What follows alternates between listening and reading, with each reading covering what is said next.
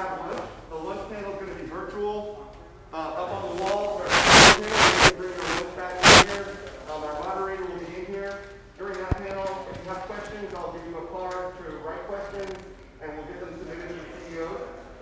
This panel is an important panel. Obviously, as CLAB, law, accounting, and business accounting is near and dear to our heart, a topic we always need to cover. Luckily, we have a tax attorney, Paula Savchenko, who's been a part of CLAB, like all of our panelists, since the beginning, really helping to guide the way and shaping what we know and understand about cannabis, the tax situation, and certainly now, as we're expanding into new markets and new states, what that means, what the implications are, and what it's going to look like. So without further ado, we're going to talk about tax and expansion, and I'm going to hand it over to Paula Savchenko. Thank Paula. you. Thank you, Robert. Hi, everybody. My name is Paula Savchenko. I'm going to be moderating this panel for you guys, and the topic is expansion, legal, and accounting challenges with new states and markets. So I'm going to let everybody here introduce themselves. I'll go ahead and introduce myself first, and then we'll get into it. So as Robert said, I'm an attorney. I work primarily in the cannabis industry. I was working for a law firm the same law firm since undergrad, and the partner that I was working under was doing he's still doing regulated substances licensing and tax work. So he was doing tobacco, liquor, and fuel. And then when I was in law school, I became interested in the cannabis industry because of a class that I took that was focused on the licensing process and the laws that were being promulgated around that in Florida for marijuana. And then I just started learning about the industry, and soon after passing the bar exam, maybe about a month later, I met a group that was looking to apply for a license in Florida and started working with them. And depending on how much you guys know about the process in Florida, they actually never got to submit that application. So it's sitting and waiting for another application process to open up, because we've only had one application process here in Florida. So that was kind of like my initial jump start into the industry, and then from there I've gone to other states just because there hasn't really been much work from the application process in Florida. So I've gone to other states including Missouri, West Virginia, Illinois, and now I'm looking at Massachusetts, New York, and New Jersey.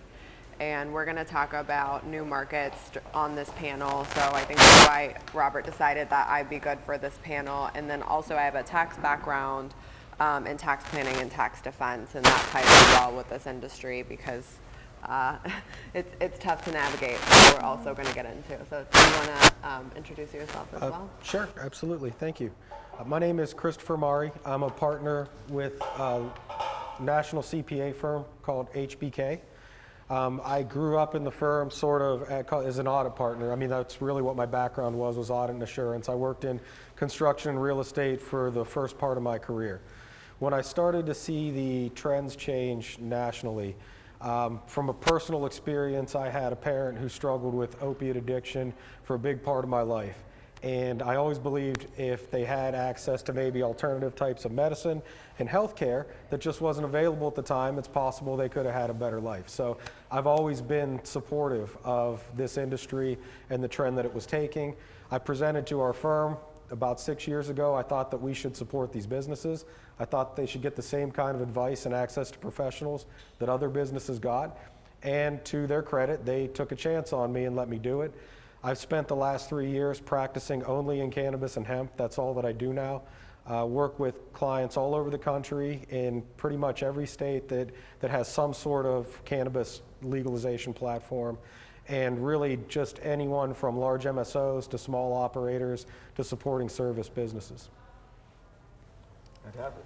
Hi everybody, I'm Eric Stevens. I work for Florida for Care, previously United for Care. We were the group that collected all the signatures to get medical marijuana on the ballot in 2014 and 2016, and then have continued to work on its implementation. Since then, I've done some business development for a few different companies in the testing hemp space, as well as continuing to advocate really for patients and physicians, and trying to continue to make this system better here in the state. And we're going to have, there's actually some discussions going on in the other room from 11 on that's mostly more patient-physician focused too for those that may be interested. There's some physicians and researchers and others, and we're trying to continue to implement the system. And you know, as Paula mentioned, you know, they had an implementing bill.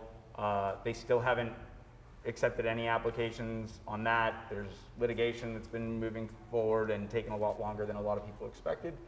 But we've really just tried to stay focused on the patient-physician groups and trying to educate. And you know, we have almost 500,000 patients here in the state now. So pretty excited about where we've been trending and where this is all going. So thank you. My name is Elizabeth Figueroa. I'm a CPA for Dasco Bolton. I'm a tax manager. We got into industry a couple years ago when it was on the ballot for Florida to legalize for medical. So right before we noticed that there was going to be an industry in Florida, and I knew for sure that it was going to take off. And so it's been a little slow since then, but our firm really wanted to expand into the industry. There were some challenges. We did have some internal wars just to get it going, but we knew that there was going to be industry and it could potentially grow from there. So we have clients who are some license holders. We have clients in other states as well who are both in hemp and the cannabis. So they're businesses too. So there's some people who are, you know, there's some firms, I'm sure Chris could tell you, that there's firms who don't want to touch it, and a lot of people are scared from it still. But our firm was not, you know, so we're aggressive, we're entrepreneurial. So we really wanted to get in the industry, help these clients grow and grow with them as well. So now we're here. Awesome. Yeah? And I also worked on the Massachusetts medical amendment back in the day, so I've been from there, so I've been in some other states and working on this for a while. Cool. So happy to discuss whatever's next on the discussion for your states. Okay, so I guess we'll just break it down for this topic. So we thought it made sense to go over the federal side first and then the state side from both legalization perspective and then a tax and accounting perspective. So my first thought that I wanted to cover is not to get too much into politics, but obviously we have a new president. There are going to be some changes, and we are seeing the negative stigma attached to marijuana really fall away at this point in a big way. So I wanted to hear your guys' opinion on what are your thoughts on legalization, and what timeline are we looking at for that? Do you think it's going to be medical? Do you think it's going to be medical and recreational? I guess let's start with discussing that. I mean, I think things changed obviously after Georgia's vote, where we had the Senate flip, and you know, I think, you know, the mostly at the federal level, there's been two bills that have been getting traction: the MORE Act and the States Act, or Safe Banking Act. You know, one got passed through the House, couldn't get passed through the Senate last year. It was also, you know, a bill by our now current Vice President Kamala Harris. So I feel like things are definitely trending in the right direction, but every time that happens, people are too apathetic and something doesn't happen or it gets done incorrectly. So I think as they prioritize COVID and jobs and everything else that's going to be important, we need to make sure that there's some continual dialogue on the criminal justice reform side, as well as the cannabis regulatory side of things. And so I've been trying to connect with some of the more national groups and work on getting a better working group going at the federal level to continue to push that, because I think we do have some opportunities, but how that happens and how quickly, I think you're going to get federal changes before you'll get changes here in Florida.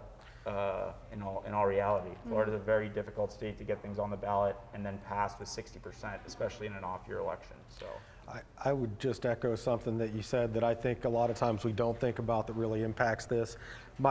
I'm a little pessimistic. I feel like every time somebody asks me about it being descheduled, I say, 5 years. And I've been saying that now for 5 years. So I think you hit on something so important, the criminal justice component. Nobody really ever talks about this. We have publicly traded companies that are private prison systems. This is going to have a tremendous impact on the economy in ways that a lot of times we aren't thinking about. I don't know how it's going to get through without some sort of action on criminal justice reform as well. My hope would be optimistically we get something on banking. We see our clients continually struggling with banking. I mean, I've been on calls even in the past week with clients who were asked to leave banks, and they shouldn't have been. And it's unfortunate. That's just kind of what we're still seeing. I agree with you too. I have clients who are constantly calling me too about the banking issue. They struggle so much to look for a good bank supplier. So, I think eventually, if you asked me 2 or 3 weeks ago where I thought of it, I probably said the same thing, 5 years. And it's always 5 years, 5 years, 5 years. But now I think the next 2 years, I think that we're going to see a lot of progress. I really think, and I agree with Eric too as well, that I think that things are going to move a little bit more federally than they are going to be in the state. So I think there's going to be some progress. I really do. I really, really do. Well, I'm positive about it. So Yeah, no, it seems like I'm positive, but we're good balance. I think we just need to stay on top of them, right? I think Biden's position pre-election wasn't great, but it wasn't terrible. Kamala's is obviously a lot better. But their criminal justice reform is pretty clear that they want to do things on that. And so that may be the first into having those discussions. They have an interim, director of their Office of National Drug Control Policy now, who's technically the drug czar, or who will be. So continuing to have those conversations and seeing where we can make sure that they stay on that, because it's a very different thing if it's descheduled versus rescheduled, or at what number. And when it happens too, I think it's a messaging thing, and I think we have one of the leading Democrats in Nikki Fried, our agriculture commissioner, who has always been a great voice on this, and has the ear of them as well. And I think that that's going to be interesting to see how that all continues to progress here. But we need to stay involved. But even if they change something at the federal level tomorrow, it's still going to require state rules after that, right? And even if they change some private prison reforms, but that only relates to federal contract, right? It doesn't relate to most of the state contracts, which is where someone that would get a drug charge is probably going to be for the most part of a possession or something else. So, it's a multifaceted effort, but I think making sure that we are at that table with a seat or a couple of them to have those conversations is going to be extremely important as this moves forward. I agree. Okay, so none of you guys answered time-wise except for you. So you said 5 years, but you've been saying 5 years. What's your timeline? I think federally in the next 2 years we're going to see something happen. How expansive that is kind of remains to be seen. I mean, even let's look at like hemp and everything that's gone on with that. We're still dealing with FDA and regulatory compliance. Like that process is going to, so just like think that like there's then next steps of what happens with that potentially. So I think we'll see some sort of movement on the criminal justice cannabis reform side. I don't think it's going to be first 100 days, but I believe that this is something that we need to stay on top of them. We need to be contributing to their groups. We need to be getting involved wherever we can. So I'm hoping 2 years federally, and then the states from there, depending on where they are, will probably be able to set their own policies. But that's part of it too, is legalizing it doesn't mean you're like the legalizers. And I think Biden needs to be explained that, like, you're just letting states do what they're already doing. And Republicans should be on board with that too. So it's like, it's just really pushing them and getting them on it. And I think everyone was pretty focused on the congressional pushes for the bills, but there hasn't really been any executive lobbying that I've seen that's been like really effective. And the ones who have been are the Drug Free America Foundation people that want this to be illegal for everyone forever. So, yeah. So hoping 2 years? Yeah, I'm thinking 2 years too. I really do think so. I think that we'll see some progress, but I don't think that we'll see real execution probably for another 4 years or 2 years after that. They're so focused on COVID and vaccines and everything else right now. I think this is going to take somewhat of a back seat, but I think we should use that opportunity to have those discussions with the people involved. Yeah. I agree with you guys.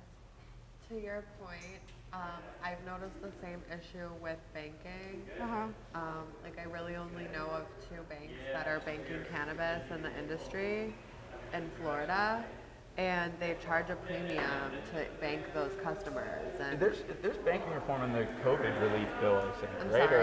sorry? I believe there's banking reforms, at least in the draft COVID relief bills, for cannabis companies. I don't know if that's going to make it through the final, but I thought that was an interesting way of them trying to get something in there.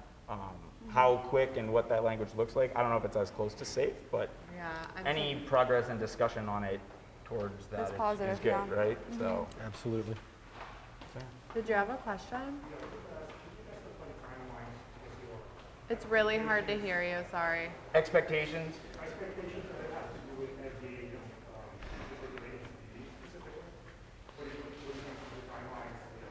Timelines on expectations of when CBD is going to be FDA regulated was his question, or how it may be. I mean, from what I looked up prior, and I'm not as much of, I haven't delved as much into that. I think it's probably going to be sometime over the next year to year and a half of them working through getting to final form. I don't know, I know they have some interim rules. I know there's a variety of different groups that are all kind of weighing in on this.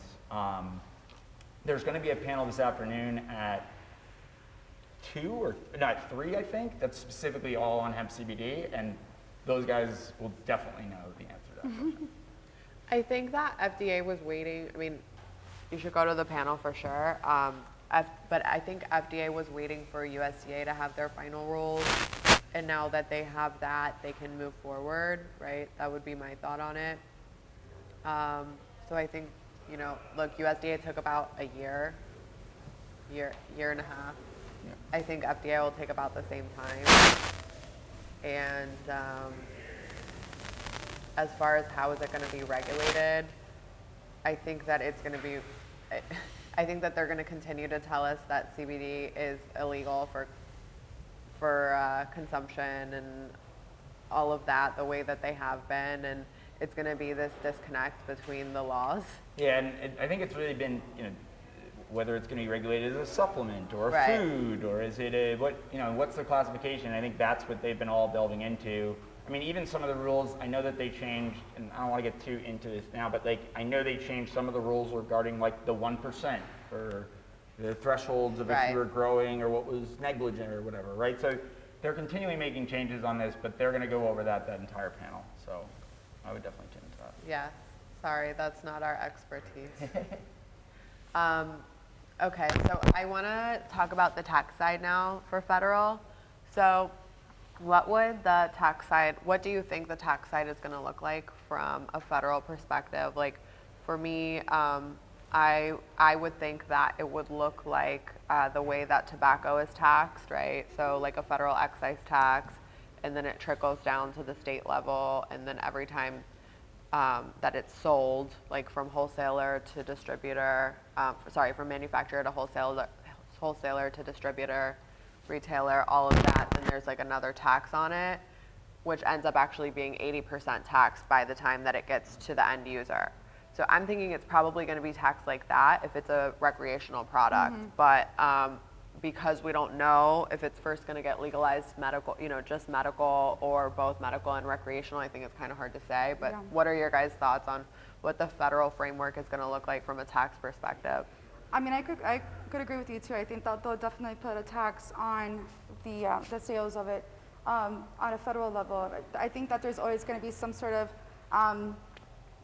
discrimination for the industry. I think that we're going to be seeing it for a long time, but I definitely think that hopefully 280E will go away with Yeah. it if they take it off the schedule. If in the next 4 years, 4 years, 5 years, whatever you guys think it is, or could happen, but I think that eventually we're still going to be seeing a lot of discrimination of the industry and high taxes, and it's not going to be very profitable. And I think cash flow is going to be an issue for a lot of our clients, who do have good intentions to be in the industry. So I agree. I could agree with you too on that issue. Yeah, I would But- agree. I can't imagine Yeah. that there's any way that this is going to be done where everybody doesn't take a cut Yeah, the, right. the whole way down. I Right. would say you're probably right. It's going to be very similar to tobacco. If you look at what just happened in New York, they were very transparent about, we are going to try to do this and make it adult use rec because we need money. Not because it was the right thing to do or because they should pass a law. It's like, we need money and we're going to tax it. I think that's going to be the attitude, and as soon as the federal government gets their arms around that, it'll be similar. Yeah, they're all going to want a piece. I mean, especially the government. I mean, the government's going to find another way of another source of revenue for them, and definitely this will be a tax. And so they'll come up with some creative way to do it, you know, similar to tobacco. So I could agree with you on that. Yeah, I think they're going to, you know, there's been proposals at the state level, there's been proposals at the federal level. You know, is there going to be a per amount excess tax? Is there going to be, you know, sales tax? How will that work, and how does it relate to alcohol, tobacco, other things? And I still think we're pretty far from figuring out what that will look like. I know there's been a couple different examples submitted in the bills, but until they really start moving, it's going to be hard to know. I mean, I think maybe you could look at however Moore had it set up, which I'm not off the top of my head what they had for Haverhill.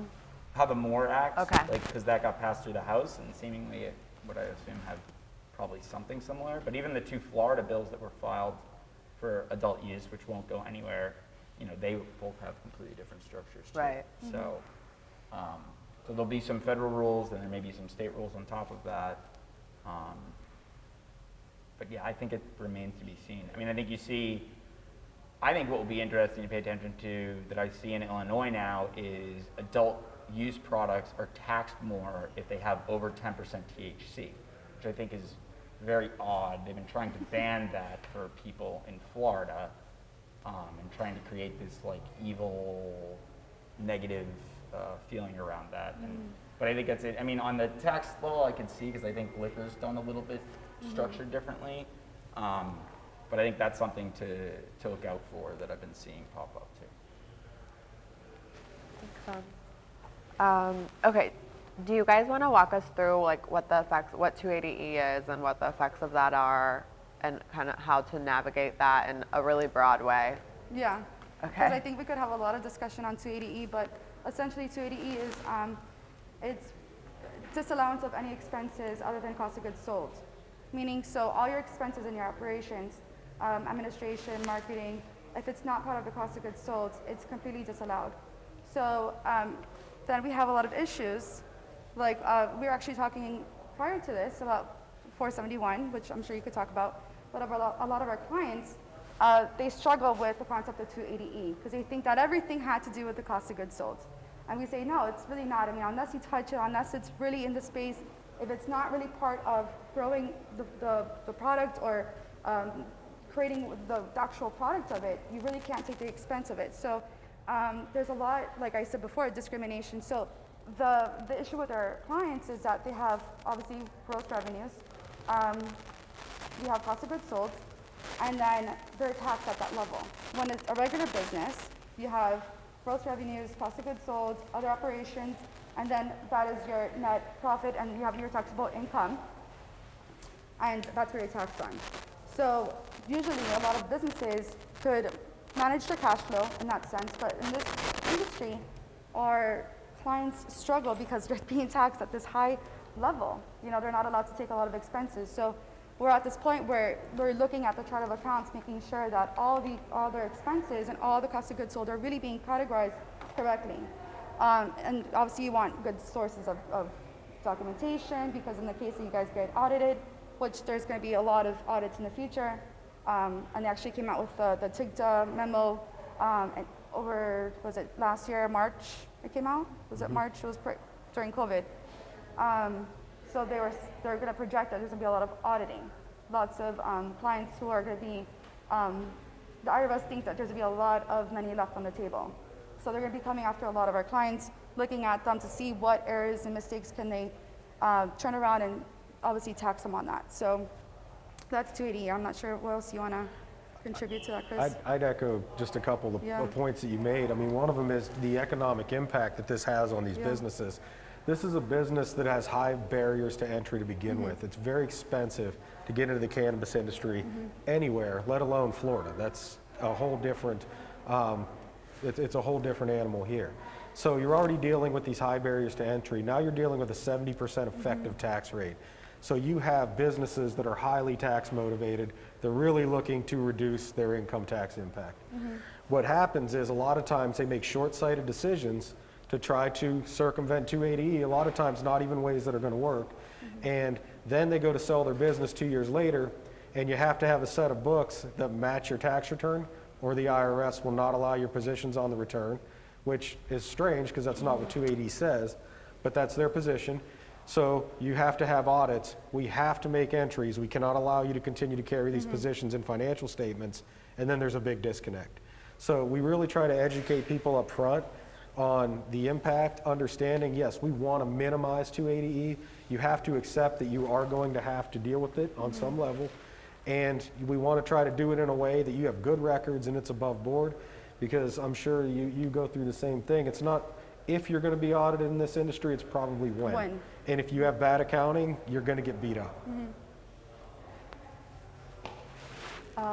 Okay, so I'd like to turn to the state side now. So just to give you guys a brief overview of the state side from a licensing perspective. So there's, all states deal with it differently. Like for example, Florida, we're here, right? We have 22 licenses.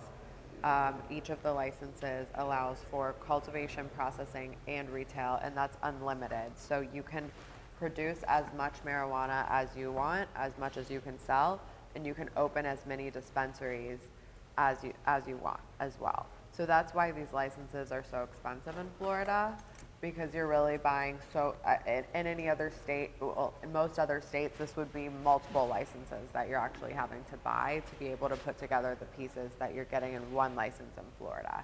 And that's why it's such a heavy lift, because under the same umbrella, you have to cultivate, process, and dispense. So you have to raise enough money to be able to do all of that, and under the same ownership structure. So then there's states like Massachusetts where you can have three of each type of license, right? So 3 cultivation, 3 processing, and then 3 retail. You're not required to, but most of the license holders do. And that is not, so in Florida, it's an application to the state, and then you just have to get your local zoning and all of that on your dispensaries. The localities don't, sorry to be jumping back and forth, the localities don't have the ability to block you out for your production license, for your production facilities in Florida, only on the retail. So in Massachusetts, it's different, because instead of applying to the state, you apply to the locality initially, and you have to have your local host community sign off on several documents so that you can submit an application to the state after that. So you're not able to even submit without it. So it's kind of like a different way, right? On the West Coast, they also handle it that way. Most of it is from a local perspective. And then you have some other states like New York, where it's also to the state. So it's different in every state. That's kind of what makes working in this industry fun, because you're always dealing with navigating new laws, navigating new issues. I'm sure that we all share that, and we enjoy that in this industry. But obviously sometimes it can be frustrating. So I just wanted you guys to have a little bit of a background on what the application process looks like to expand into new markets. And I want to talk about that from both an application process and as well as a tax perspective. So we've seen a lot of states legalize marijuana either medically or recreationally over the last year or so. Several states, a lot more states are coming on board than we've seen any other time. And I think, part of that, as I said in the beginning, is because the negative stigma attached to cannabis is just going away.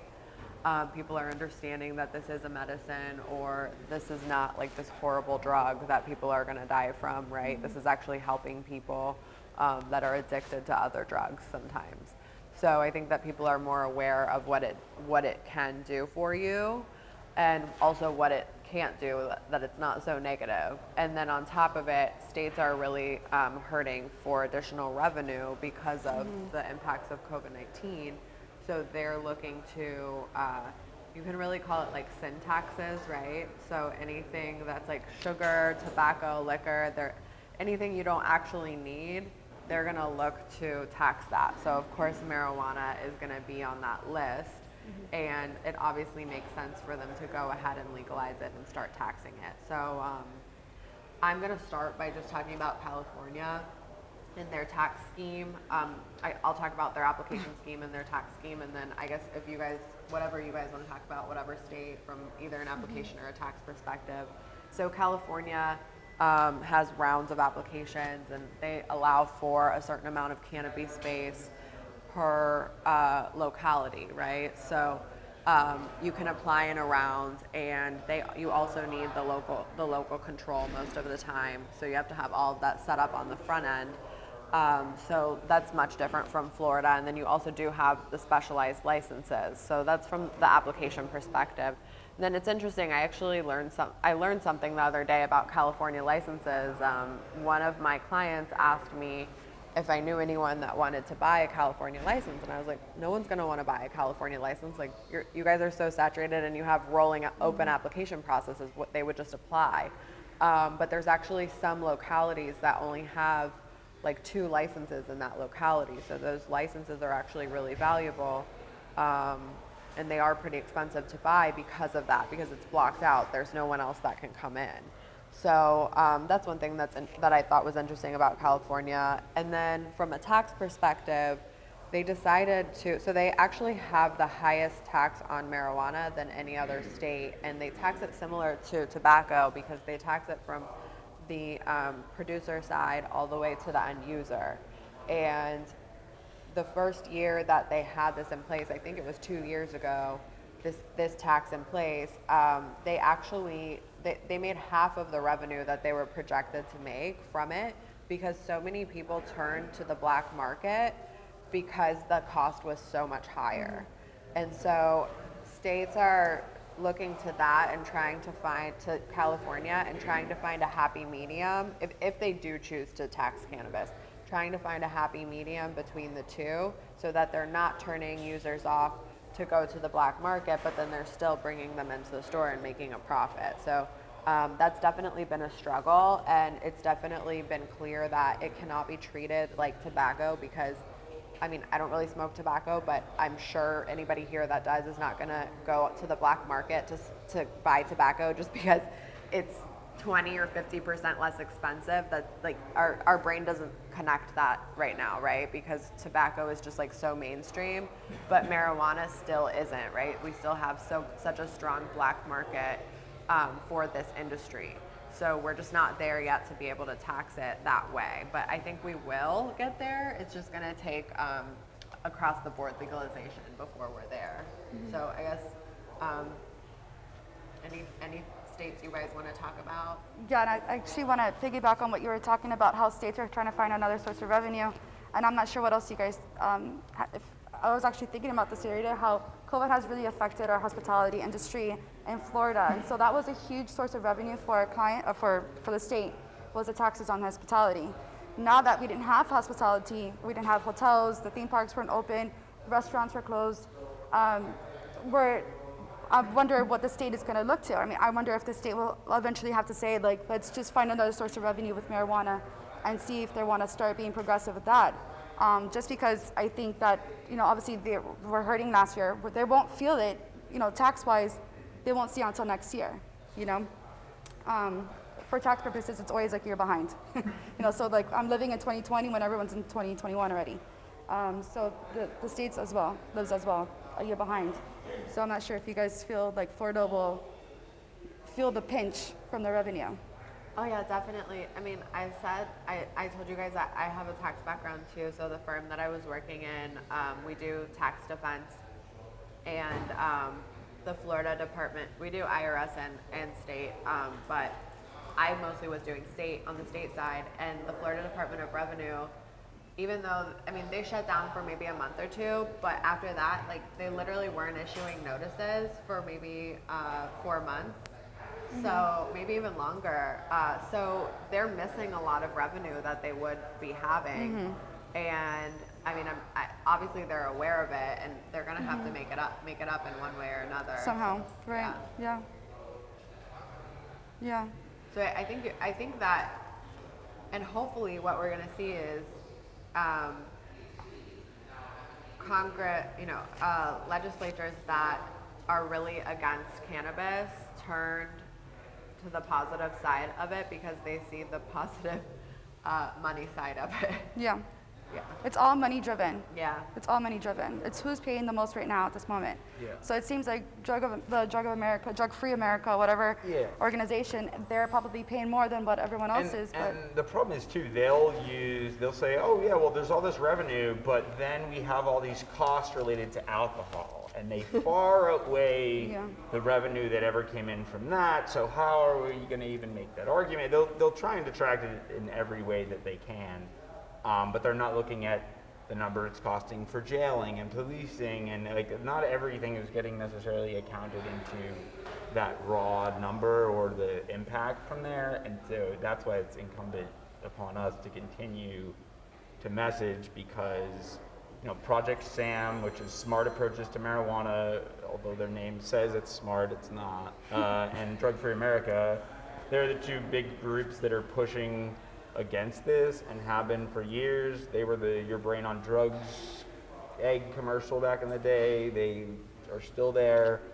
Now they say you get psychosis if you use more than 10%. It's just a new regurgitated discussion point, and we need to make sure that people understand this is helping people and continue to do more research, which I think they're starting a research discussion in with some physicians later on today or 2 weeks too. So. I'm watching Oregon right now. I'm really curious to see what happens there.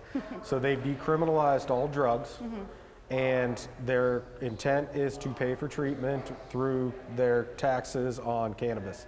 And it's interesting because when we work with clients in Oregon, the lack of regulation out there in the past has really heavily commoditized the cannabis industry. So I'm just really curious to see over the next few years how this plays out. I think it's going to really give a roadmap for other states on what you can and can't do and what will and won't work. Because, I think they've taken some of the most progressive criminal justice reform steps that we've seen. At the same time, they've depleted the tax base that they intended to use to pay for this. So to your point, I don't think anybody's really analyzing the reduction in cost, which is going to be interesting to see. So I'm going to be really curious to see how it all shakes out in Oregon over the next few years and what we can learn from that. I think if you put too high of a tax percentage on it, you potentially have issues. You've had issues with people being able, what their margins end up looking like. You have issues then with the black market if you put it too high. So you got to find this happy medium, and then what's the federal tax going to be then? What's the state going to look like, and how that all may factor in the long term is going to be an interesting discussion. the point of decriminalizing, making sure that we have legal marijuana is because we want to clean up the streets and making sure that people are or the product that they're consuming is safe. But instead, it's like they're making everyone turn to the streets to buy drugs because it's too costly and it's too expensive for us to have a business. It's too expensive for people to buy it and acquire it.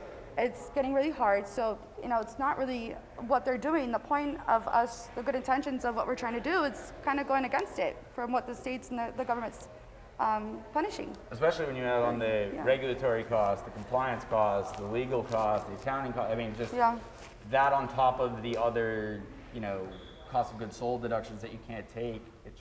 I think that's going to be the biggest impact of getting some bang reforms for sure. And I see that happening very soon. I hope that happens sometime this year. To what level, we'll see. But any kind of continued progress we can get on that, great. So. Oregon is actually pretty interesting because they have such an oversupply of cannabis that they actually tried to pass a law. They may have actually passed it, but they could sell it out of state or something? Yeah, but it obviously isn't in effect that they can sell cannabis out of state. And as soon as it becomes federally legal, or you can sell it across state lines. So that's how desperate they are with their overproduction, because that state just has, there's no limit on the licenses. There really aren't many barriers to entry, right? So Yeah, and compare that to the Florida model that you kind of talked about earlier, right? I mean, we have, the way the legislature set it up, there's 22 vertically integrated companies. They have to grow, process, and run 1 to 70 plus retail stores at this point. Some of them all have, so that's a larger footprint than any company in any state for the most part. And they're not paying per license like most places are having to. They're not as limited in their canopy size or number of retail stores right now. So it's a pretty Herculean undertaking. And the number of retail stores was limited at sunset last April, I believe. And so now they're able to open more than 50 or so that they were limited to at the time. But that's going to be interesting too, because you're going to get the NIMBYs that are saying, oh, we have too many in our area, then they're going to ban everything, and then the retail stores that are there are going to be the ones that are there potentially. And so, it's been difficult. There's a lot of litigation that's still ongoing here and otherwise, but I think there's a lot of good things that are happening and going to continue to happen. We just need to stay involved because they will screw it up if left to do it themselves. Oregon is a really hard state because we have a couple of clients in Oregon, and some of the investors don't want to invest if they have a farm in Oregon. And they're like, no, I don't want to go there because it's diluted. It's completely diluted. So some of our clients in Oregon are struggling to find some source of funding. So they're kind of You're like a guinea absolutely pig for us. Absolutely. Colorado and Oregon are like a guinea pig for everyone, and it's interesting to see what the future holds. For sure. do you guys want to talk about what you think the Florida framework is going to look like moving forward when we have another application process open up? I mean, it's going to look one of two ways, either exactly like it looks right now that you've seen draft applications for of what was submitted previously, or it may be some new scenario where people are able to do more of a horizontal system. How that could work remains to be seen. There'll be a ton of rulemaking committees and processes and bills and everything else once that gets figured out.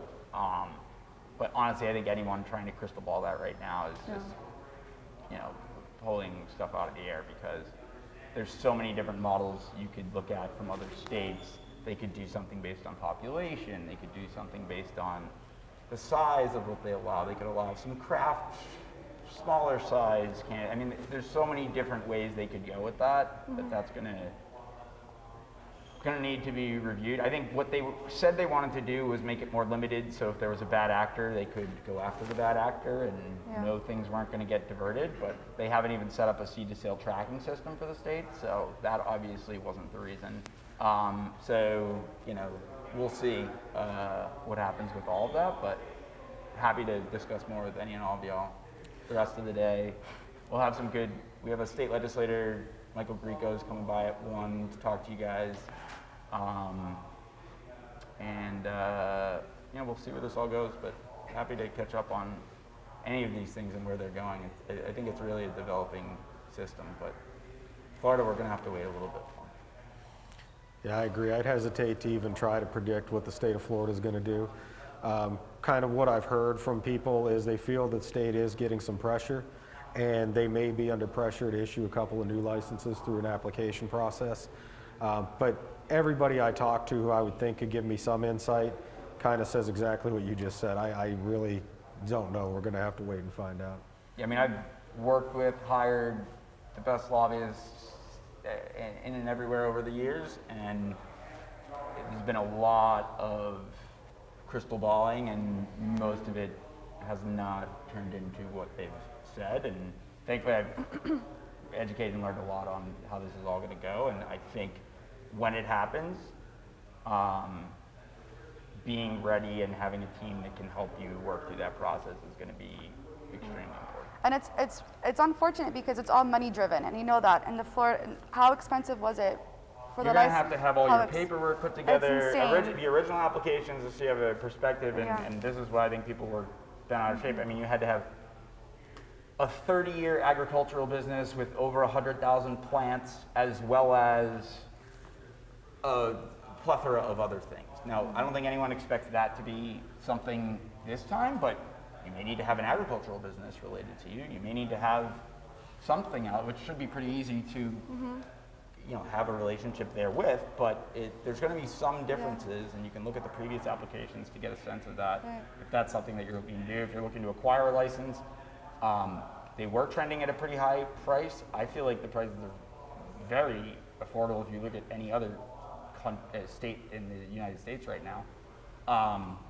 So if that's something you're interested in, discuss more with us. I mean, there's a variety of different options of where people are going here with that, and I think, you know, we could pretty soon see, 8 more vertical licenses based on the number of patients, maybe 12 if it goes based on the previous setup. If it doesn't, then it's kind of wide open to see where it will go. Yeah.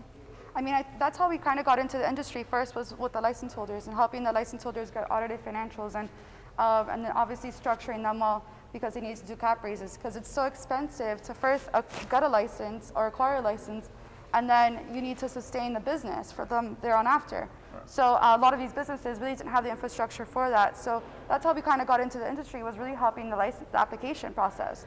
So we would work with the attorneys, and just the application process itself, I mean, it's hundreds of thousands of dollars just to kind of get acquired to apply in the state of Florida. So I don't think it's going to change. I think it's very expensive, and it's going to continue to be expensive. So I don't think it's, when they open up again for the application, I think it's going to be expensive again. It's all money driven. And if you don't have the funds or the support, you're never going to get one. So I agree. Do you guys want to talk about any other accounting issues that you see in your work that your clients are struggling with? Sure. I think one of the top things we're seeing is just general financial discipline and starting to apply the same business metrics in this industry that apply in every other industry. There was a period of time a couple years ago where it was kind of like the dot-com bubble, where if you had cannabis in any way attached to your business plan, people were willing to give you tremendous amounts of capital. And a lot of those people lost that capital. And there was a huge retraction, call it a bubble, and we're starting to see money come back in. Generally, I'm finding not too many people that have an appetite for more than a $5 million concentrated cannabis investment, regardless of what they're looking to deploy overall. But what we're finding is that the companies that need capital are not prepared to raise capital. And one of the biggest struggles they're having, particularly on the cultivation, processing, and manufacturing side, is they don't have good cost accounting controls and protocols. It's challenging because in cultivation, you're not dealing with a guaranteed output on inputs and throughput. So it's hard for them to come up with these methodologies. A lot of times they really struggle. And we find out on due diligence, they promised the potential investor or buyer one thing, and when they get in there and start looking at what's really going on behind the scenes, they pull away because it's just not what needs to be done. So we've worked really hard to try to bring that level of financial discipline to these businesses, so at the time that they're actually ready to go out and raise capital, they're credible, and you're not going to have a bunch of problems down the road where somebody's going to pull out of the deal. yeah, I've actually seen that a lot, quite often. So some of our clients during the diligence process, I mean, it's always a battle back and forth. You know, they're willing to sign the document for X amount of money, and then they start going through it and they want to start slashing the prices down. So, and I've seen it, you know, with even just some sales tax filings and stuff like that. People saying, oh, you know, X, Y, Z, all this stuff, and they take an approach and they want to be aggressive and they want to slash the prices down. I've seen some deals go from 100,000 down to like 80,000. You're like, I'm sorry, million, 100 million down to $80 million, and you're just like, well, what happened here? You know, like, and some of these clients are like, forget that, and they call the deal off. And so it's insane that during the transactions and the due diligence process, really, it's important to make sure that you have, and you don't see it now, like essentially people want to take the aggressive approach now just to save themselves on taxes, but really down 4 years when you want to sell, because you really don't. This business is more for mergers and acquisitions, and everyone's doing transactions, and you really gotta have like a crystal ball and say like, what do I want to do in the future, and is this going to affect my business? And it will. It definitely will. Absolutely, and even just licensing, you know, we were talking a little bit about this yesterday. You look at the requirements, for example, in a state like Michigan, they've come up with out of the blue, because for 10 years they didn't do anything with the industry. Now they have very strict financial reporting requirements that all of these businesses have to comply with, and they weren't prepared. And they can't reconcile their accounting records to the state mandated reporting system. Their licenses are in jeopardy at times. And this is happening right now in Michigan. So, we've really tried to instill that from the beginning. Good financial discipline is so important. Yeah, absolutely. Always in the beginning. And education is everything. I mean, we're always trying to constantly educate our clients as well and making sure that they understand what's going on, making sure that they have the proper records, making sure that they're on top of it. We're constantly communicating with our clients to educate them, looking up at cases all the time. If there's a case that's coming up in a particular state or the tax courts, I mean, we're constantly trying to educate our clients about that approach. So I could agree with you. I mean, I think the next couple of years, I think that there's going to be so many acquisitions, M&A, constant. I agree. Great. Awesome. Okay, do you guys have any questions for us? And feel free to talk to us. We'll be around all day. Thank you, Paula.